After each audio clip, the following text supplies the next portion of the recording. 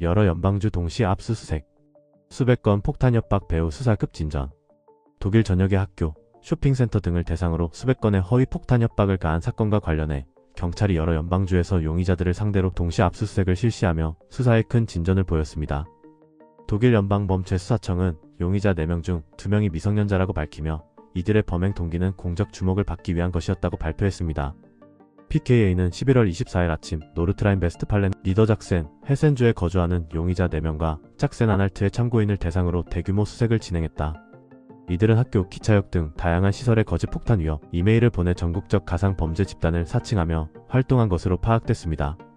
이들은 온라인 메신저, 그룹 슈바이네트래프를 통해 느슨하게 연결된 상태였습니다.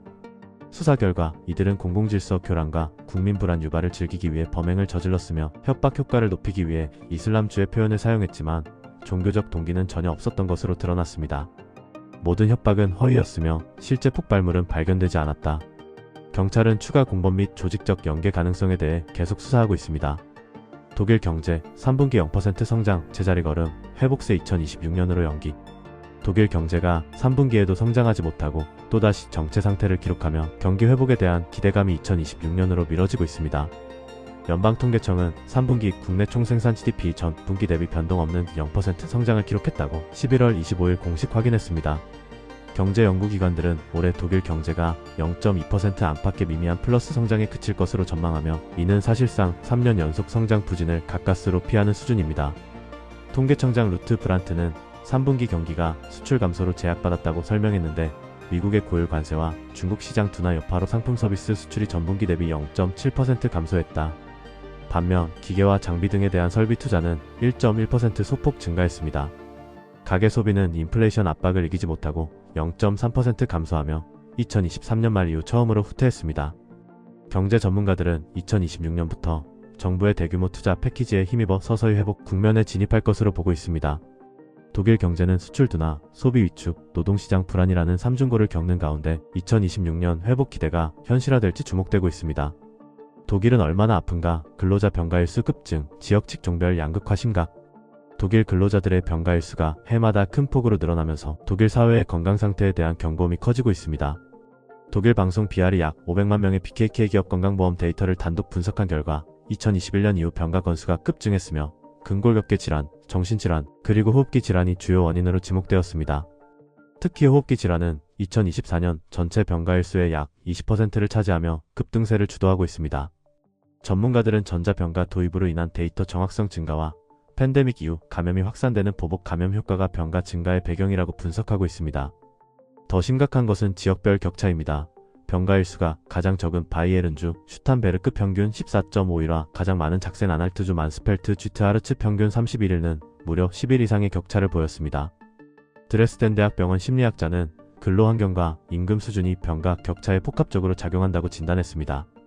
경제력이 강한 남부 기업은 근무 환경 개선에 투자가 용이하다는 것입니다. 직종별로도 청소, 물류, 제조업은 연간 평균 한 달 이상 병가로 가장 높은 반면 관리직과 IT 직종은 최저 수준을 기록하며 직업별 부담의 양극화가 뚜렷했습니다. 청년 보수층 반발에 메르츠 총리 신임 투표는 없다. 독일 연금개혁을 둘러싼 여야 갈등이 고조되는 가운데 집권 기독민주당, 기독사회당의 청년연합이 정부의 연금 패키지에 공개적으로 반기를 들면서 프리드리 메르츠 총리가 정치적 압박을 받고 있습니다. 논란의 핵심은 48% 연금 보장선 유지 조항이다. 청년연합과 일부 경제학자들은 이 조항이 2031년 이후에도 연금 수준 하락 시점을 뒤로 미뤄 약 1200억 유로의 추가 비용을 발생시킬 것이라며 이는 연정 협약을 넘어서는 과도한 부담이라고 비판하고 있습니다. 한편 메르츠 총리는 법안의 안정적 과반 확보가 불투명한 상황에도 불구하고 11월 24일 신임 투표를 단행할 뜻이 없다고 일축했습니다. 총리 대변인 측은 연정은 올해 안에 연금 패키지를 통과시킬 수 있다고 본다며 내부 조율을 통한 타결 의지를 강조했습니다. 세대 간 부담 불균형에 대한 청년층의 반발이 거센 만큼 메르츠 총리가 반란하는 젊은 의원들을 설득하고 법안을 예정대로 통과시킬 수 있을지 귀추가 주목되고 있습니다. 블랙 프라이데이 앞두고 스팸 메일 폭증. 블랙 프라이데이 시즌을 앞두고 독일 전역에서 스팸 및 피싱 범죄가 급증하고 있습니다. 주요 이메일 서비스 업체인 웨브, D와 GMX는 최근 탐지되는 스팸 메일이 하루 평균 2억 1200만 건에 달하며 이는 지난 10월 대비 약 16% 증가한 수치라고 경고했습니다. 전문가들은 소비자의 할인 쇼핑 심리가 고조되는 틈을 사기범들이 악용하는 전형적인 패턴이라고 분석한다. 눈에 띄는 공격 유형은 대형 브랜드를 사칭한 가짜 이벤트 메일입니다. 아이케어나 ADAC 등 유명 로고를 도용한 뒤 경품 증정이나 특별 쿠폰 문구로 소비자를 사기 랜딩 페이지로 유인해 개인정보를 탈취합니다. 또한 클라우드 스토리지 피싱이 널리 퍼지고 있는데 구글 드라이브, 아이클라우드 등의 보안 경고 형태를 모방하여 저장 공간 가득 참 등의 문구로 불안감을 자극하고 실제와 구분하기 어려운 정교한 로그인 페이지로 유도해 계정 탈취를 시도하고 있습니다. 전문가들은 의심스러운 이메일을 받았을 때 보낸 사람, 요구사항, 내용의 관련성, 오타링크 유무 등을 체크하는 4단계 미니 체크를 권장하며 의심스러우면 즉시 스팸으로 분류하고 삭제해야 한다고 강조했습니다.